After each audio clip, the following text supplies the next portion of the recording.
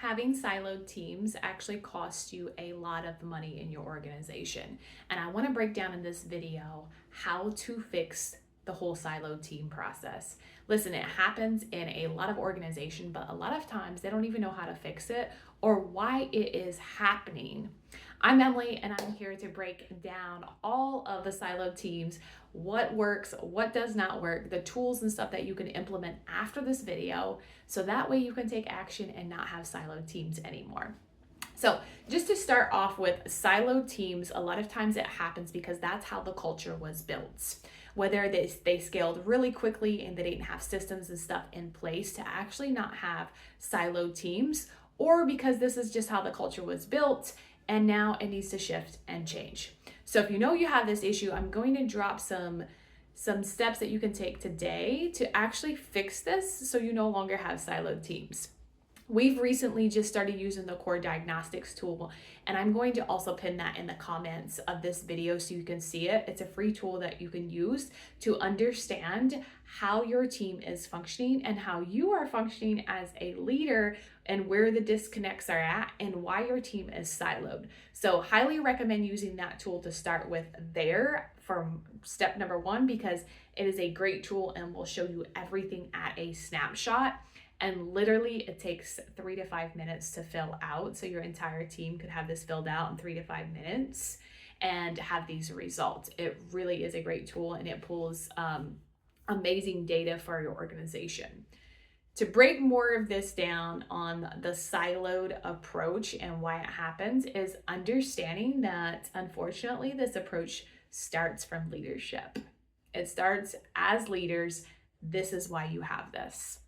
It's not something that you may want to hear, but it's the truth. A lot of times the siloed departments start to happen because it's not been a clear vision and there's not been this whole team approach. And then you get multiple departments and they're all working in different directions. So how you fix that is, one, understanding it starts with you to fix it as the culture.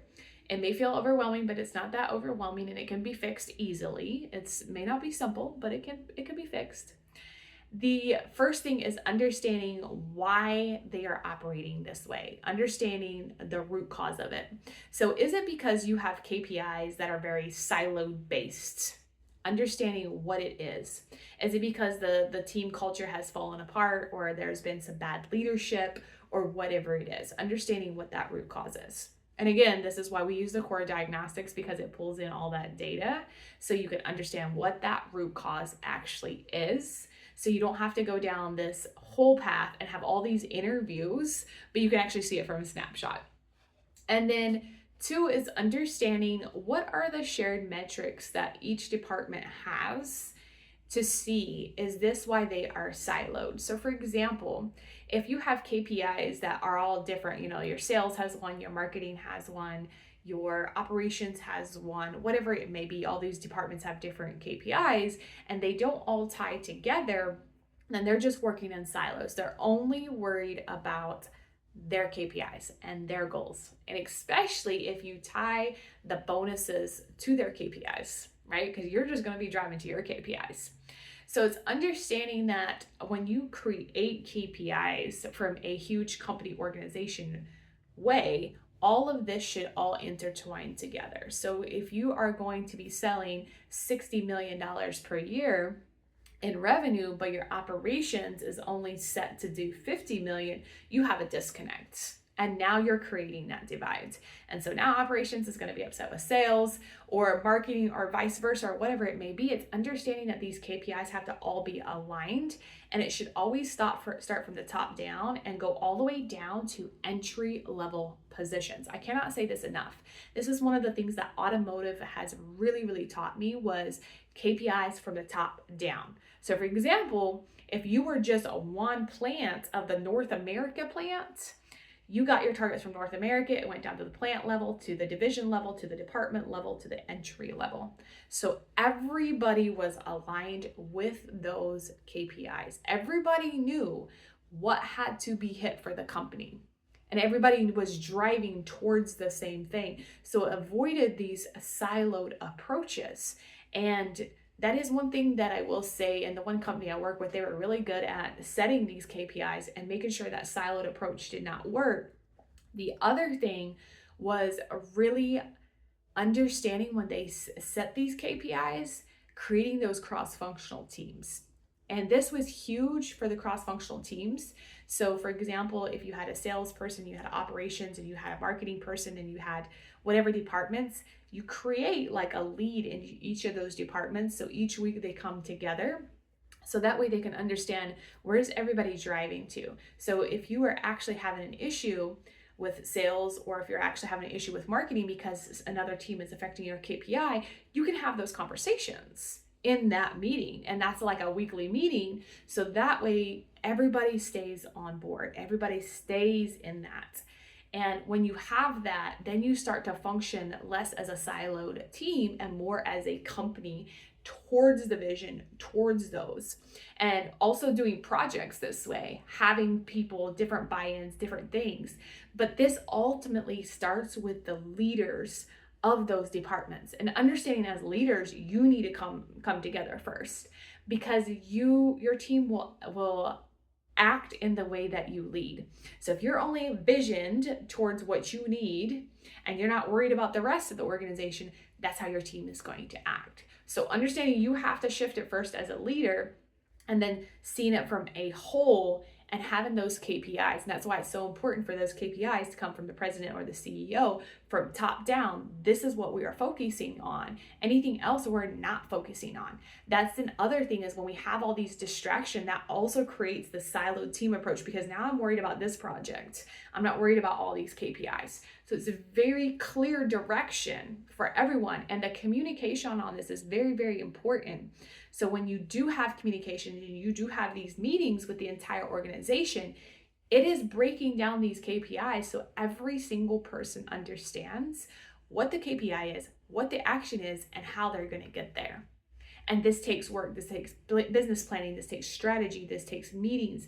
This takes a very intentional work to get to this space. And it is a culture shift that you have to have. But if you want to stop focusing and you want to stop worrying about having your team working in silos, this is the work that you will do, because it is very, very important. So when you have a team working in silo versus non-siloed, you're going to grow much faster. There's going to be less friction. There's going to be less drama. There's going to be it's just going to make life so much easier for everyone involved. And there's clarity and there's direction, and there's not this, I don't know what number we're getting to. So when we get to the end of the month, we haven't hit our numbers. And so now it's like, why? Because no one was driving towards the same results. They were all driving towards their different results. So it really starts with that structure, that foundation. And before you even set the KPIs, is getting your leadership team on board that this is what it's going to be. And it's also, when you're getting that in that leadership room, it's very important that you understand everyone has buy-in to this. And if they don't buy in, they're not going to go back and tell their team. It's just not going to happen, because there's going to be a misalignment. They're just going to be like, all right, whatever, cool. So understanding this, and then you can start holding them accountable and start really to restructure the way that the team is functioning. Instead of silos, it's now more of an all-team approach. The other one I would say is communication. Fix the communication. So many times there's one department versus the other. There's this department, there's that department. This department is getting more recognition than this department. And so then they start to form silos against each other. I don't want to worry about that because, that's XYZ department, right? How many times have you heard that in a work organization? You've heard it often. I know I've heard it often. Or you have to correct your team to be like, no, that's not how we work. Like, we have to come together as a company as whole. And that behavior is not tolerated because we want to come together as a company. So as a leader, you have to be mindful of your biases against other departments. So that way you don't affect how your team leads and how your team shows up. But instead, it's more of a bigger approach. And even within smaller teams, seeing the whole silo thing, if you have a team of, sometimes these organizations are huge, And, if there's 2,500, 3,000 employees and you break that down, in some of these departments, you may have 20 to 50 employees, but all doing different things. It's also very important to keep that team very structured and together, and to know that they're all working towards the same goal. What those KPIs, again, I go back to KPIs so often because it's a number, it is clear, it is direct, and everybody knows what it is. When those are communicated and those are aligned with the company vision, that's what you guys are all driving towards. And there's no question, right? We're all driving towards this number. We know how we play an impact into that number, and we know how we're going to get there. And understanding we've hit that number or we're behind on the number, so we need to do X, Y, Z, whatever it is, to actually get there. And so it just creates this culture, a different culture than it does if nobody really cares about the KPIs, or the KPIs are never rolled out. Nobody knows, there's not clear direction. Everybody's just going in all multiple different directions. Everybody's doing their own thing. It's chaos, and you can't function in chaos. You have to bring them together so everybody is together, so everybody is aligned, and that ultimately starts with your leadership team. And there's tons and tons of tools out there that can help your leadership team be aligned. And this isn't about going to have another offsite with your leadership team. No, it's about showing up and doing the work, the foundational work, understanding where you're aligned, where you're not aligned at the top of the organization, so then it starts to trickle down. And that's one of the things with the Core Diagnostics Tool. We've found that at the top, everybody thinks something else is priority. They're not aligned. Yeah, they may all sit in the same room and say, yeah, cool, it's cool, whatever. But they're really not aligned, because when you look at the diagnostics, you can see that the operations may be aligned with efficiency. They want to make sure they push efficiency. Then marketing is aligned with branding only, not worried about how it's going to affect their operations or their sales, or vice versa. And there becomes all this friction. And so that's why it's important to stand back, do the work. And again, it doesn't have to be overcomplicated. It can literally be like, take the Core Diagnostics Tool. It takes 3 to 5 minutes for everyone on your team to take it, and then see where the frictions are at and start closing out those gaps, actually executing that, so your team is not working in silos anymore. So your team is showing up and understanding where the gaps and the frictions are at. And this is also another part of where mindful leadership comes into play too.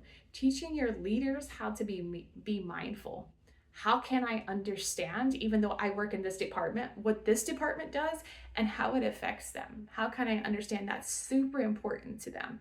And having that one team approach versus the siloed approach of, this is why it matters to me, this is why it doesn't matter to me. And it's really taking a step back and teaching your leaders those skills. So just to kind of recap, understand why your team is working in silos. I recommend the Core Diagnostics Tool. If you want to do hours upon hours of root cause analysis, you can do that too. I've been there, done that. And also, like, going back to the KPIs, how are those rolled out? What are they? Are they achievable? If they are, if they aren't, readjusting, rolling those back out, so that way everybody is all on the same page. So I hope this was helpful. I'm going to drop the link to the Core Diagnostics below. If you have questions or you want other videos on this, please let me know. I'm happy to do this. This is what we do with our clients. We're always happy to have these conversations. Until next time, go out, make your team become all together and connected, and you will have a much better functioning team and a whole lot better results than you would if you're working in silos.